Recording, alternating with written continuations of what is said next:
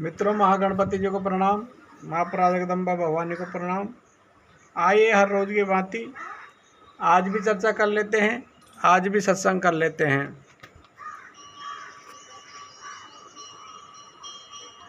शब्द ही शब्द करतार और शब्द के पार, आज का चैप्टर है।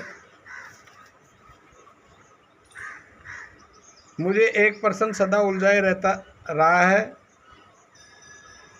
है कि ब्रह्मा ही संपूर्ण सृष्टि का आधार है और वह अनिर्वाच्य है, शब्दों में उसकी व्याख्या नहीं की जा सकती। तब वैज्ञानिकों को संतुष्ट कर पाना कठिन है ही नहीं, असंभव है। हमारे ऋषियों ने सृष्टि के और प्रलय के सारे नियम सिद्धांत स्पष्ट कर दिए हैं, किंतु अनिर्वाचनीय को पकड़ा कैसे, समझा कैसे और उसकी क्रिया का आकलन कैसे किया।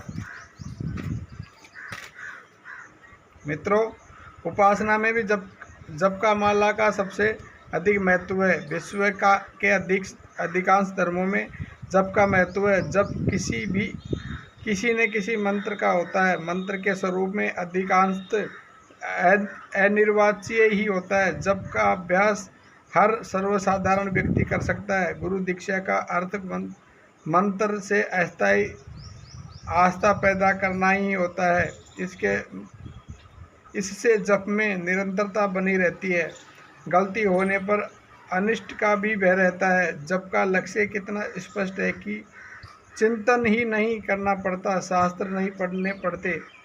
व्यक्ति सदा शब्द में ध्वनि में सहारे अनिर्वाच्य तक की यात्रा कर लेता है।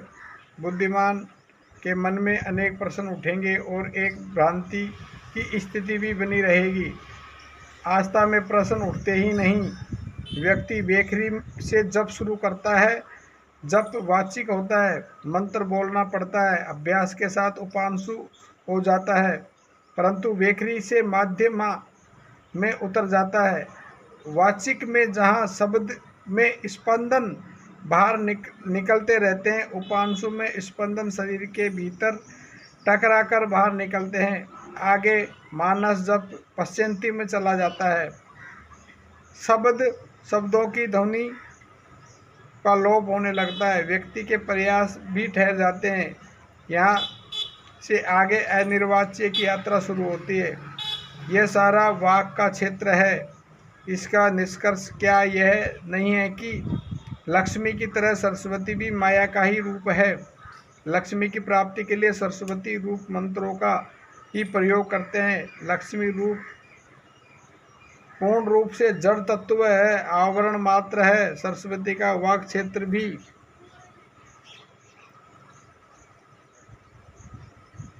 है, इसी प्रकार जड़ है। भाषा रूप में बंद व्यक्ति की कल्पनाएं है, सत्य नहीं। सत्य सदा लक्ष्मी और सरस्वती के आगे है।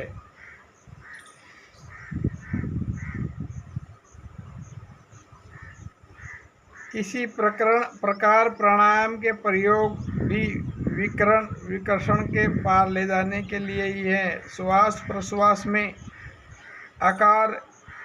आकार की ध्वनि जुड़ी रहती है। अधिक शक्ति लगने पर यह हुम तथा ओम हो जाते हैं। संपूर्ण सृष्टि के इन चार वर्णों पर मूलतः रूप से चार वर्ण यह है। भाषा के बिना किसी भी वस्तु का आत्म प्रत्यक्षवत रखना संभव नहीं है। आत्मा में वस्तु की स्मृति कैसे रह पाएगी? नवजात शिशु अथवा अन्य प्राणियों में स्मृति का अभाव रहता है।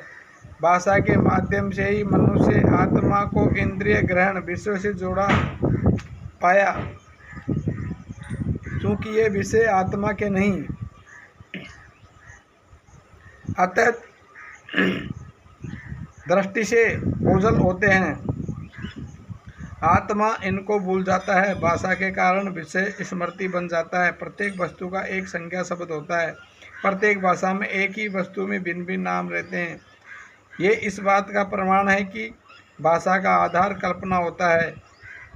स्वामी पूर्णानंद ने तो कल्पना को भाषा के प्राण की संज्ञा दे दी। इसी आधार पर हम असत्य को सत्य मानकर जीते हैं। कल्पना परिवर्तनशील है, सत्य कैसे हो सकता है? संज्ञा तो वास्तव में एक ध्वनि है, हम उसे वस्तु मान लेते हैं। आम बोलना पर आम की ध्वनि सुनाई नहीं देती, आम दिखाई देने लगता है। हम इसी कल्पना ज्ञान से घिरे हैं, इसलिए सभी विचारों को भिन्नता रहती है। विज्ञान के विकास के साथ साथ हमारे स्वभाव में और अपने जीवन में जितने नए नियम, भाषा, जितने परिवर्तन आते गए, स्वामी पूर्णानंद लिखते हैं कि ध्वनि का उच्चारण करता शरीर नहीं है, वह तो ध्वनि निकास का यंत्र मात्र है। कौन इस देह में छिपा है जो शरीर के योग से ध्वनि उच्चारण करता है? शरीर में एक क्रिया ऊपर की ओर उठती है और दूसरी नीचे की ओर जाती है। ऊपर नीचे का यह क्रम निरंतर चलता रहता है। इसी क्रिया के बने रहने पर ही कर्ता का अस्तित्व टिका है। क्रिया के परिवर्तन से कर्ता का अवस्था का परिवर्तन हो जाता है। क्रिया के अभाव में कर्ता का भी अभाव दिखाई पड़ता है। कर्ता अपनी इच्छा से ही क्रिया को रोक नहीं पा सकता। कर्ता का अस्तित्व पृथ्वी और आकाश पर टिका है। वायु, जल, अग्नि इसका पोषण करते हैं।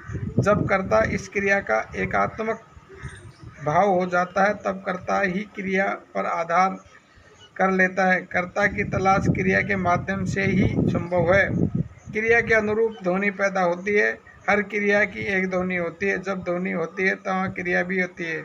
क्रिया, कर्ता, ध्वनि सदा साथ रहते हैं। मैं भी अहम शब्द का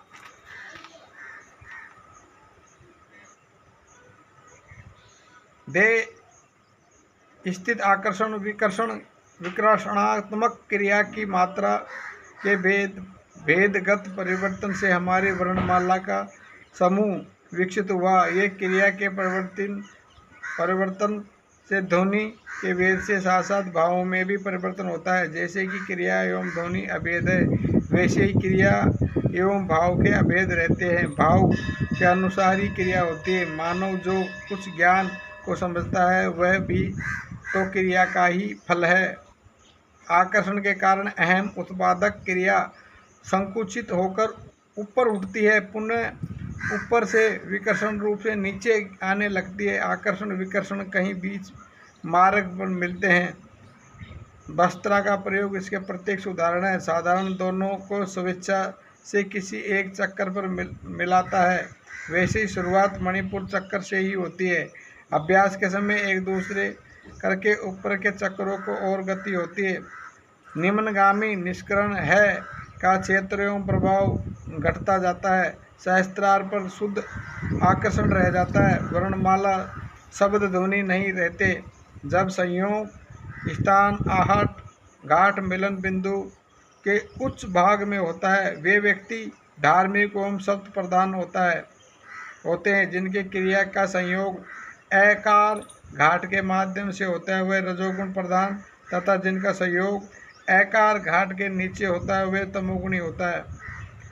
यह बात स्पष्ट हो जानी चाहिए कि व्यक्ति कभी भी भाषा विहीन अवस्था में नहीं रह सकता, चूँकि कल्पना ही भाषा है, भाषा ही कल्पना है। अतः कल्पना का निरोध करने पर भाषा नहीं रहती। सत्य और भाषा भी विपरीत है। अतः भाषा का ज्ञान त्याग किए बिना ज्ञान प्राप्त हो ही नहीं सकता।